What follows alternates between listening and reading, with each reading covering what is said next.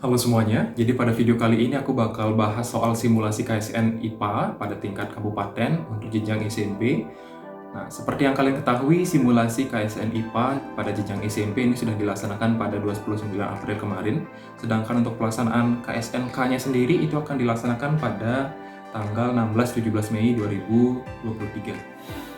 Oke, sebelum lanjut, silakan dipencet tombol subscribe di bawah untuk melihat lebih banyak video pembelajaran khususnya pada bidang fisika. Oke, kita langsung mulai dari soal nomor 1, tapi sebelum itu aku mau disclaimer dulu bahwa soal-soal yang akan aku bahas berikutnya ini adalah soal-soal yang aku dapat dari murid yang mengikuti simulasi kemarin. Jadi aku minta untuk difoto sehingga bisa kita pelajari untuk persiapan KSN berikutnya. Oke, kita langsung mulai. Perhatikan gambar bandul matematis berikut ini. Hasil pengamatan menunjukkan bahwa bandul berayun dari A ke C dalam waktu 0,2 sekon. Maka, yang pertama amplitudo ayunan bandul adalah 10 cm, yang kedua amplitudo ayunan bandul adalah 5 cm, yang ketiga frekuensi ayunan bandul adalah 0,4 Hz, yang keempat frekuensi ayunan bandul adalah 2,5 Hz. Oke, jadi yang diminta di sini itu adalah amplitudo dan juga frekuensi. Oke, jadi kita lihat dulu yang dimaksud dengan amplitudo ya. Amplitudo ini adalah simpangan terjauh ya. Jadi apabila di sini diberikan sebuah bandul matematis, nah, maka yang namanya amplitudo itu adalah dari B ke C. Nah, ini namanya adalah amplitudo ya. Jadi di C dan juga di A ini adalah sebagai titik amplitudo. Jadi sekali lagi amplitudo itu dihitung dari titik seimbangnya. Nah, jadi pada gambar ini titik B ini adalah sebagai titik seimbang ya. Nah, sehingga kita bisa lihat dengan jelas karena ini sini sudah diisi angkanya 5 cm, berarti amplitudonya ini adalah 5 cm. Ya, jadi sekali lagi dihitung dari B ke C atau B ke A. Oke, lalu untuk frekuensinya, kita lihat di sini bahwa diketahui hasil pengamatan menunjukkan bahwa bandul berayun dari A ke C dalam waktu 0,2 sekon. Ya.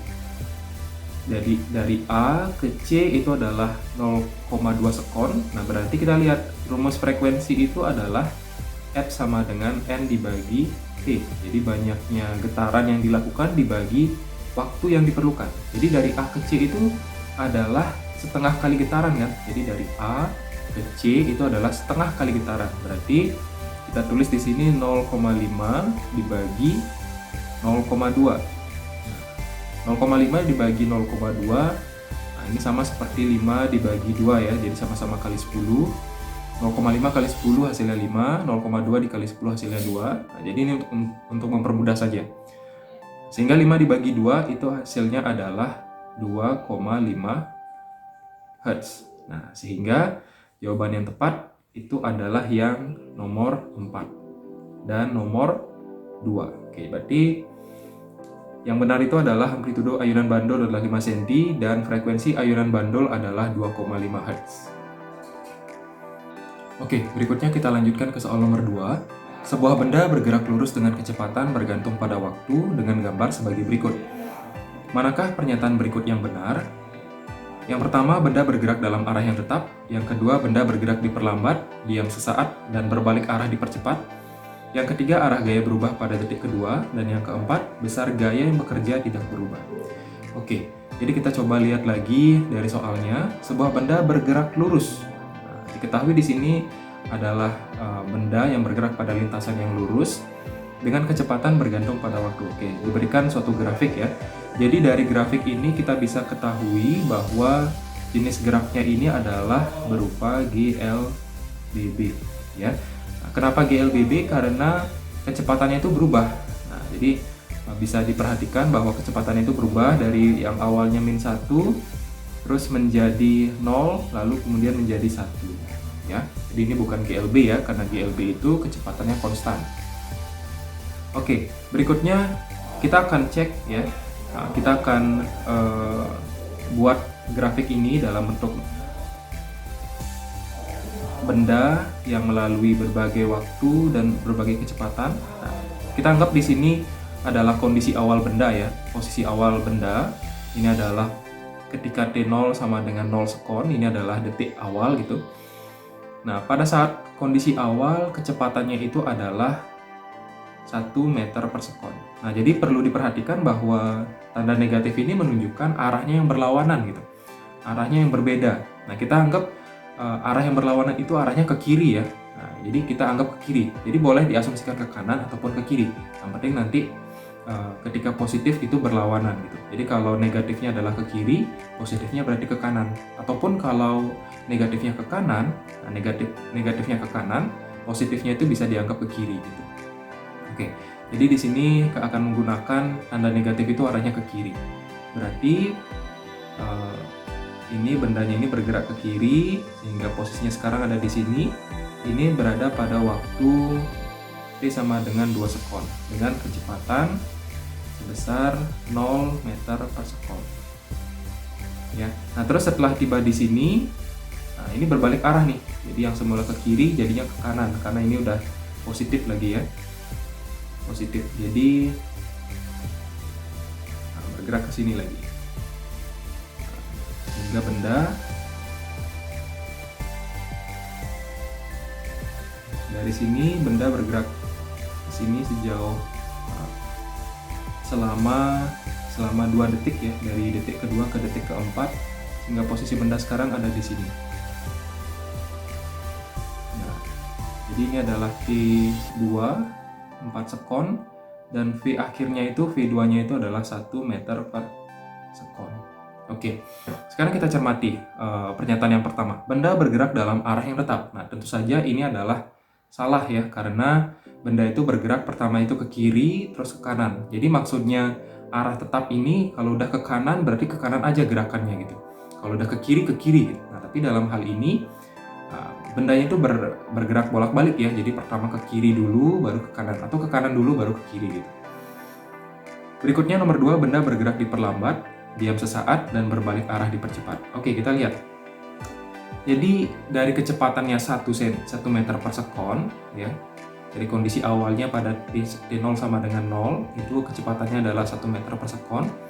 Itu bergerak ke kiri menjadi kecepatannya 0 meter per sekon. Itu kan berarti diperlambat ya. Nah, ini diperlambat berarti. Dari 1 meter per sekon menjadi 0.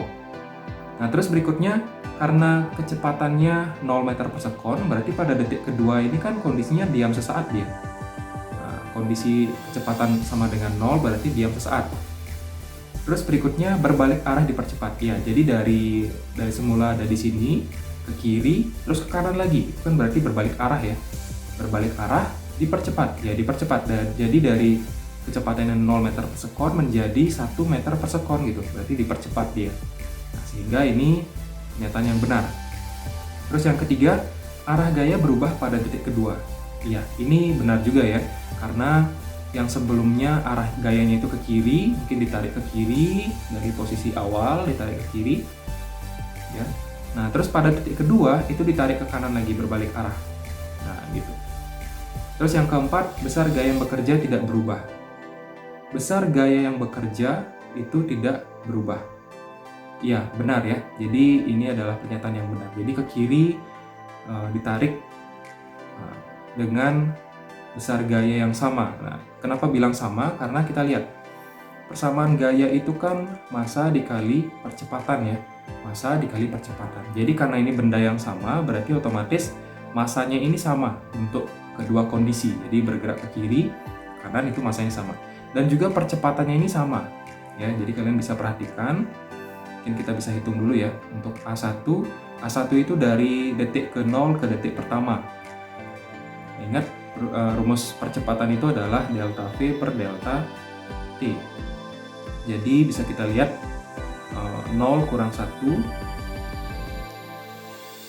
0 dikurang 1 dibagi 2, selama waktunya adalah 2. Jadi min 0,5 meter per sekon kuadrat.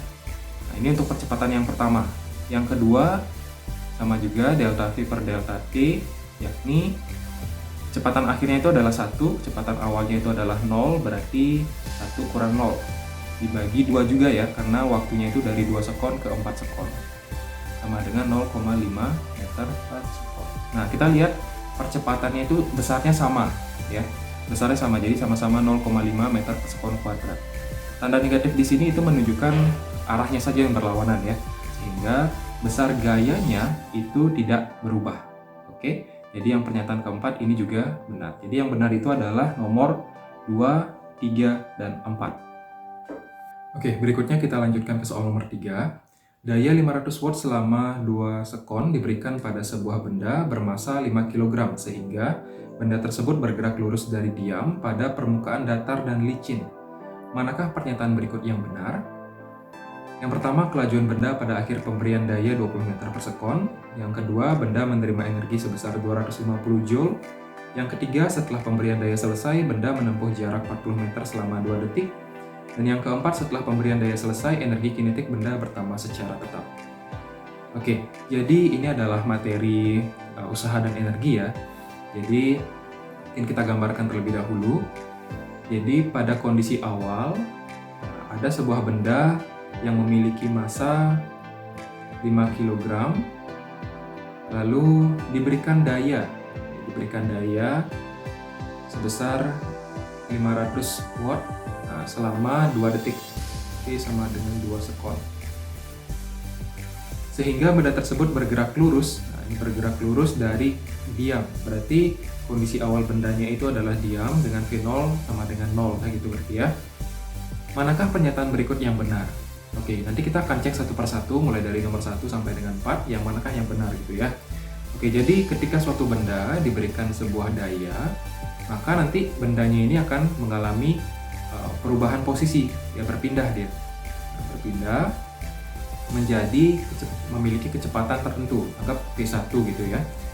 Nah, berarti kita akan cek berapakah kecepatan V1 ini. Ya, jadi nomor 1 itu kelajuan benda pada akhir pemberian daya 20 meter per sekon. Jadi yang ditanyakan adalah V1-nya. Oke, kita cek yang pertama. Kita ketahui rumus daya itu adalah W dibagi T. Jadi usaha dibagi dengan waktu, yang mana usahanya ini adalah perubahan energi kinetik. EK1 dikurang EK0 dibagi T. Nah, yang mana EK1-nya ini adalah setengah mV1 kuadrat. Ingat, perubahan energi kinetik berarti energi kinetik akhir dikurang energi kinetik awal ya. Dikurang setengah mV0 kuadrat. Ini dibagi T. Nah, berarti P-nya ini kita punya 500 sama dengan setengah kali M-nya itu adalah 5 kg dikali V1. Ini V1 ditanyakan ya. Dikurang setengah mV0 kuadrat. Nah, perhatikan V0-nya ini, V0-nya ini adalah bernilai 0 karena kondisi awalnya adalah diam. Berarti V0-nya ini adalah 0, sehingga kalau 0 dikuadratkan, lalu dikali M dengan dikali setengah, itu hasilnya adalah 0. Tetap saja 0 ya, karena 0 dikali berapapun itu hasilnya adalah 0. Dibagi dengan T, T-nya itu adalah 2 sekon. Nah, berikutnya kita kalikan aja, 500 dikali 2 itu adalah 1000 sama dengan setengah dikali 5 V1 kuadrat. Nah, sehingga ini untuk mencari V1 kuadratnya berarti 1000 kali 2 kali 2 dibagi 5.